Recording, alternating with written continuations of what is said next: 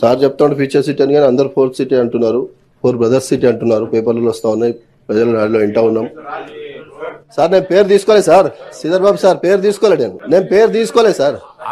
Sir అసెంబ్లీలో బట్టలిప్పి కొడతా అన్న వాళ్ళకేమో రూల్స్ వర్తించవు, మాకు రూల్స్ హౌస్ లో మాత్రమే హౌజే అధ్యక్ష. బయట హౌస్ గురించి గౌరవప్రదమైన హోదాలో ఉన్న వాళ్ళు బట్టలు ఊడదీసుకుంటామంటేనేమో అభ్యంతరం ఉండదు, రూల్స్ దానికి అభ్యంతరం ఉండదు అధ్యక్ష.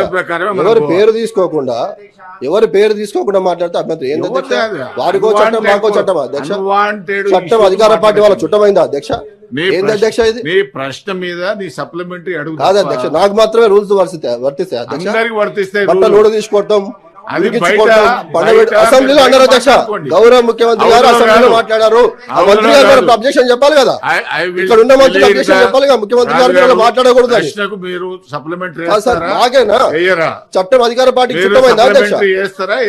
అధ్యక్ష మీ అనుమతితో తప్పకుండా మాట్లాడతాను అధ్యక్ష, దానికి ఏమి ఇది లేదు. నేను ఏమంటున్నానంటే సరే మాకు ఒక చట్టం వాళ్ళకు చట్టం ఉంది, అంబేద్కర్ గారు రాశారు అధికార పార్టీ ప్రతిపక్ష వాళ్ళు అంటే నేనేం చేయలేను అధ్యక్ష.